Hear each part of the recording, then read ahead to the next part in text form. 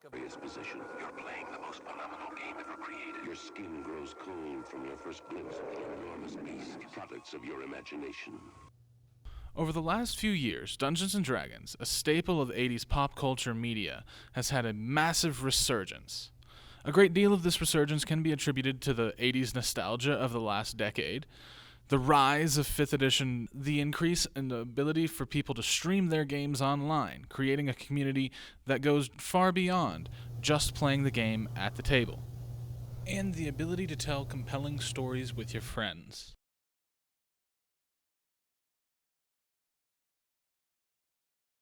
My name is Brad Land. I am 25. I've been playing D&D since 2019, so about 3 years now. My name's Chris Wilmoth. I'm 35. I've been playing for about 26 years. I'm Lee Mathias, and I am 37 years old, and I've been playing Pathfinder, D&D, a mixture of everything for about, 20 years now. Only thing I'd known about role-playing games in general before that was like Final Fantasy and games like that. So I kind of expected very high-end story. And when I went to college, I went as an English major, so storytelling has always been a big part of my life. Once I figured out that it was a collaborative story at a lot of tables, I got really invested because I want to write. I want to do things with stories. So being around multiple people who are all trying to tell different parts of the same story interested me a lot. This greater focus on storytelling in the 5th edition of the game is greatly contributed to by Critical Role and Dimension 20, two of the many streaming games that have popped up since the advent of 5th edition. Critical Role has been through 3 different campaigns so far, even spawning a spin-off animated series on Amazon Prime. These new games have contributed to new players taking up storytelling and narrative as the focus of their games in a way that had not been seen in the previous editions. The new players are inspired to make vast new worlds and greater contributions from their players.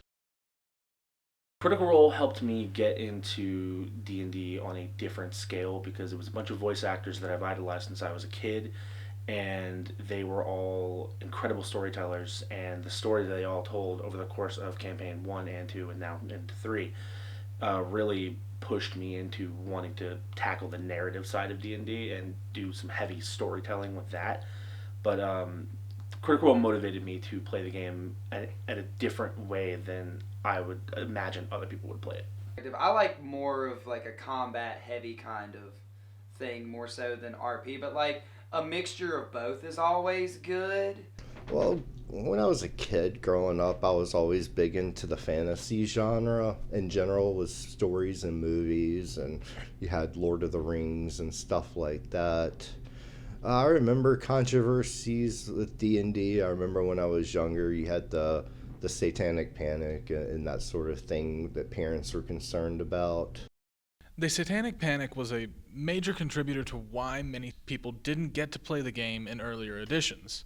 Though the stigma has mostly faded, it is still a part of the collective unconscious of society. It wasn't cool then, and it was kind of secret, because at the time when I was a kid, there was a whole Satanic Panic. Public opinion, it's become a lot more lax. I mean, there still is and always will be a stigma around the game. Like, there will always be tight religious communities that view it as, because it talks about demons and devils, it must be about demons and devils, therefore it's a game from the devil. I knew a lot about it. That was initially, not to be an edgelord here, but that was initially one of the things that kind of drew me to it a little bit. It was actually the first time I'd ever heard about it, was seeing some old commercials online about like Satanic Panic, like in some of the interviews where they were talking about like, oh, well, this book is, there are spells and so on.